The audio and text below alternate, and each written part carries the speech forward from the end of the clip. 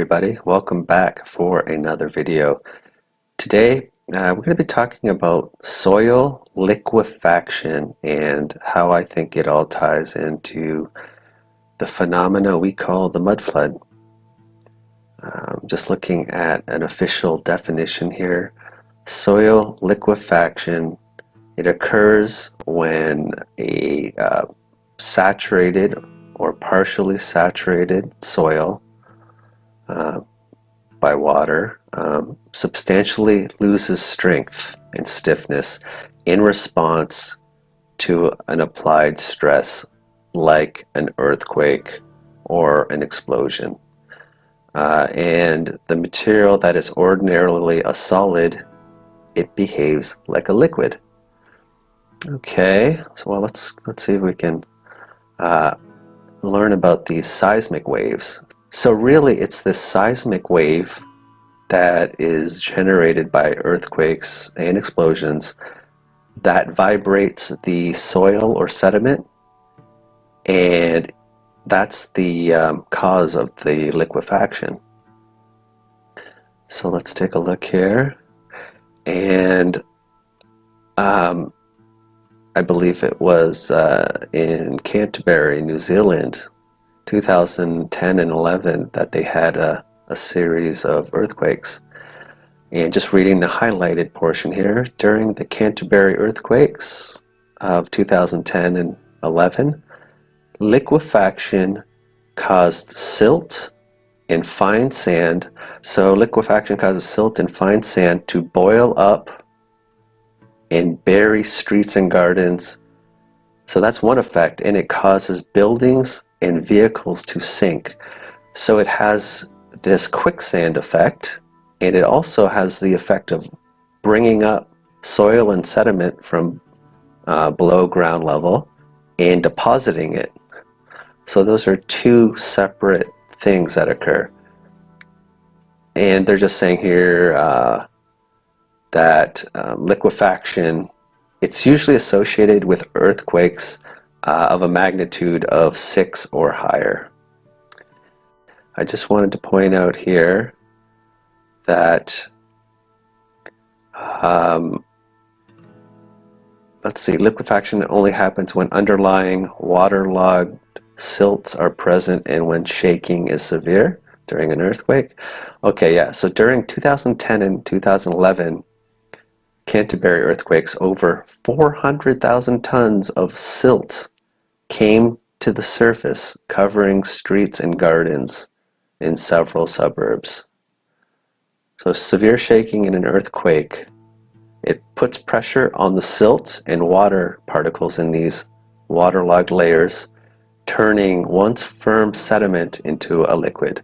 And then the pressure is increased by the ground above it, pushing down. Water fountains and sand boils can burst upward through any cracks. So you get this effect. I'd like to show you a little video. This is a type of material that this comes out of the ground in a liquid form, and then it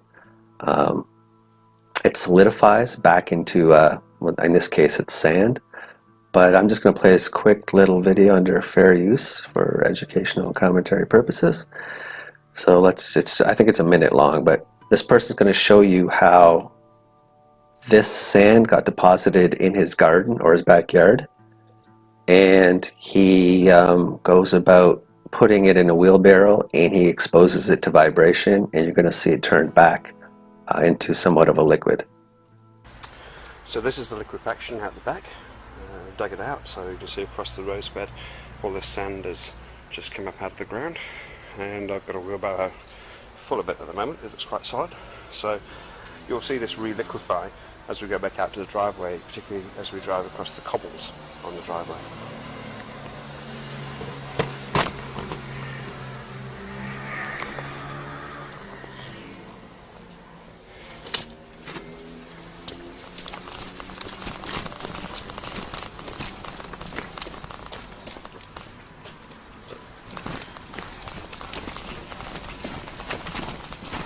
Starting to get a bit of liquid back in there now. Here. crystals that are shaking now are all liquefied. This is exactly what happens to the city. Buildings on top just turns to liquid. Tell them to stop moving. Solidifies or stabilizes fractionally. So this is why buildings are busy falling over. Okay, look at that, eh? It just when it vibrates, it loses its it becomes a liquid, and then it just forms a solid again. So that is kind of interesting. So let's close a couple windows here, and again, this is another just maybe a minute of this, and they're going to be talking about liquefaction here again. In just moments, roads turned to quicksand, swallowing cars and swamping suburbs. Oh, it was straight after the earthquake, mate. It was frightful. And I just want to point it out. This is in someone's backyard, and all of this was pushed up to the surface, and it comes out as a liquid, and then it starts to solidify, and it just becomes sand or silt, whatever type of soil it happened to be. Mate, it was frightful. This process, called liquefaction, has left much of the city a soggy, crumbled mess.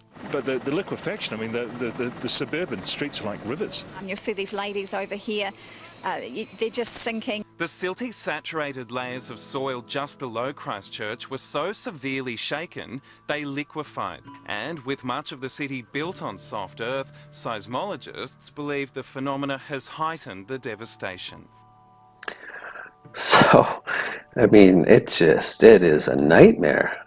And most places aren't built with this idea of guarding against liquefaction. So let's close that out. And again, just a short clip, and it's going to be talking about all the sand, silt deposited, and I'll just play it here real quick.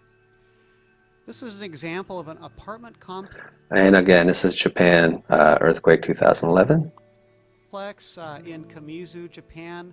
All of this sand is a result of liquefaction, water and sand boiling up out of the ground as a result of the strong shaking. So he just said it all boiled up as a result of the shaking, the seismic waves.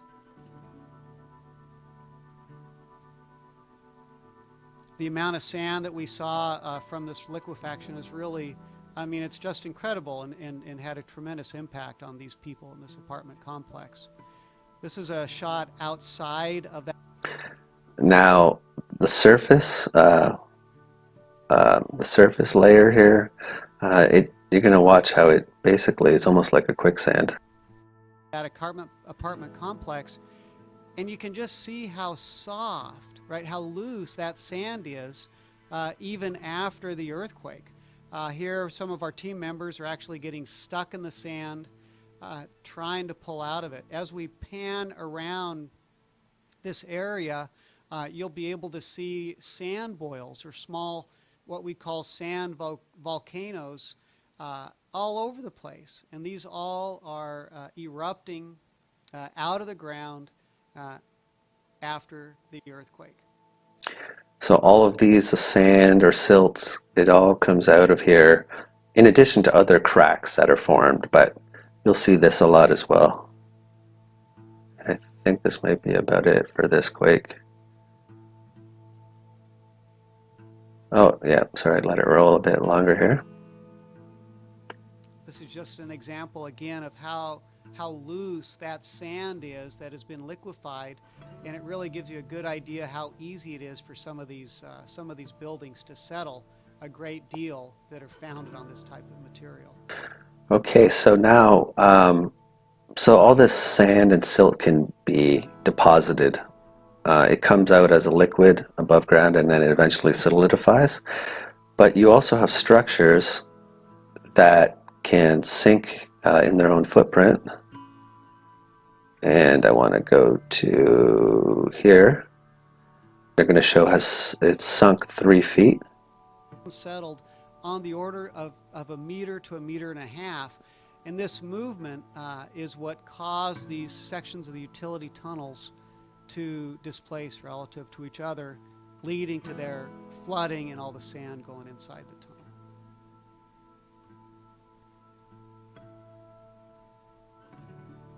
So this building sunk 3 This is feet. the type of information we try to collect on these gear reconnaissance efforts. Here we are measuring the amount of settlement around these pile-supported buildings. Okay, so interesting stuff. Interesting stuff. And I think what I wanted to point out as well, so that was an example of a building settling below ground level. I just found this person's a Twitter account.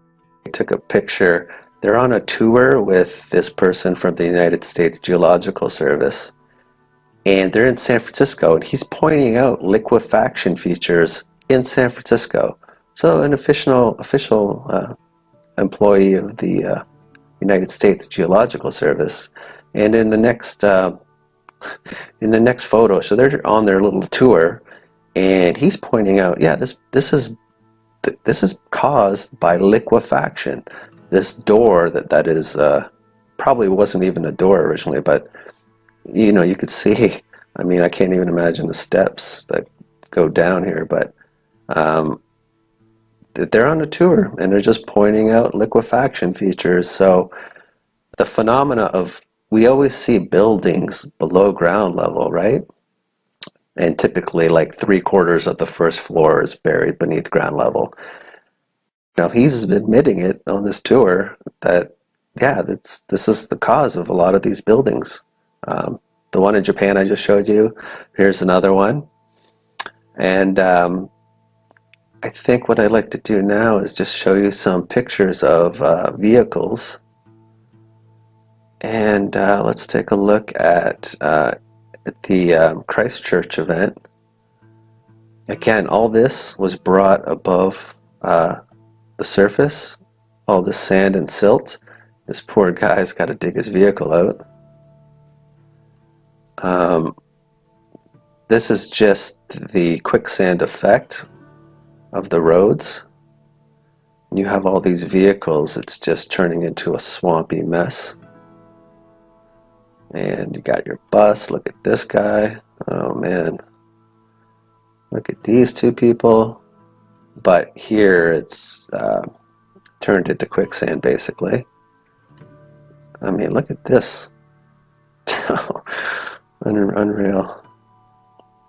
Just some more vehicles. Again, more vehicles. And there you have that vehicle. Yeah, so, you know, we always mention, why are the streets so muddy, right? When you look at older cities, and you'll notice that the streets are always in horrible condition. But this is Japan. And you could see all this, with all this soil that's being deposited, whether it's silt or sand. Got another picture. This was in Japan as well, and you could see, I mean, we've seen this in all the old major cities where you have this horrible, the streets are in horrible condition. And I think this goes some of the ways, this explains it in some way. And I just wanted to show you an old picture in Vicksburg, United States, 1909. And you've got these streets that are in horrible condition, full of silt or sand, and I believe, you know, where we experienced an event like this liquefaction that potentially caused this. So another phenomenon associated with liquefaction, of course, is buildings leaning. And so you've got this, and I think I got some more pictures of buildings leaning. This was in Nagata, Japan, 1964. It was a 7.5 magnitude. But you've got buildings that lean. They're all liquefaction events. And There's a couple of buildings leaning here, the number 3 on this building. And why I wanted to point out this particular aspect, is because, you know, I had a video where I talked about leaning towers in church machines. And at the time, I didn't know what was causing, you know, was it an intentional lean? What was going on? But now that I've learned about liquefaction, this is in Germany, you know, this all makes more sense to me. This one is in Russia. So these leaning towers, I believe, experienced liquefaction. And if I close this out, this poor guy, you know, he's trapped in, he fell into a hole, but, you know, he's kind of stuck. And what this kind of reminded me of is when you start looking into woolly mammoths, and I believe they found this guy buried in the earth, and in the permafrost, and they dug him out. If it's a he, I'm not sure actually, but what I wanted to point out here is what you typically see with these mammoths. Oh wow, look at that, snout intact. What you typically find is, I think I've highlighted it here, they suppose the mammoth fell into water or got bogged down in a swamp and could not, it's a she, could not free herself and died. So these woolly mammoths, they experienced a liquefaction event, and they just couldn't get out. And they probably travel in packs. That's why sometimes you see them, they'll be found in large numbers together. And if they all got stuck in the mud, so to speak, that would explain a lot. And then they kept sinking because of this quicksand type effect. So I think that's an interesting tie-in as well. And I guess the last point I wanted to touch on is a channel called Tiger Doug. He alerted me to a Bible verse talking about mountains melting, split apart like wax before the fire, like water rushing down a slope. So mountains melting like wax pouring down a hill. So you have this interesting, that talks about the hills and mountains melting like wax. And there's an interesting video I saw, and I'd just like to play it because I think it's an example of liquefaction that kind of ties into this a little bit. So here it is.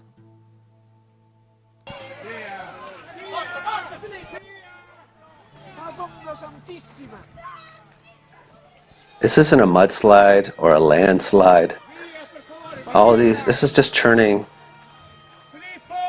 It's all turning into, this is all becoming liquefied.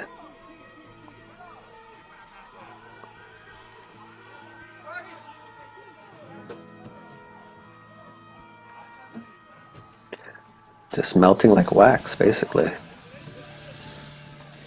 Di drammatico. Madonna! È pazzesco! Incredibile! I don't know if this is in France. That sounded like French, but, or it's in Italy. I think it was supposed to be in Italy, but not sure. But yeah, you could see just a liquefied river of earth. Madonna Santissima! I mean, it just keeps going. Fuori di qui! Ma siete dei pazzi! Madonna Santissima! All the trees, just everything's kind of just melting, eh? So I will leave it there. So I just wanted to bring that up, and thanks to Tiger Doug for alerting me to this. So to summarize, you have liquefaction that you can argue that it's responsible for all the buildings that we see that are below ground level, the leaning buildings, the the roads that are just full of mud, and also deposits of sand and silt around buildings as well could be brought from below surface and engulf buildings. So I think this liquefaction ties in nicely to the mud flood. And these seismic waves, it's not just earthquakes that they're associated with. They're also associated with explosions. I think that liquefaction can explain the targeted, localized aspect to the mud flood because it's only in certain areas, seemingly. So I think they can be directed, they can be triggered, basically, is what I'm saying. So I guess I'll leave it here.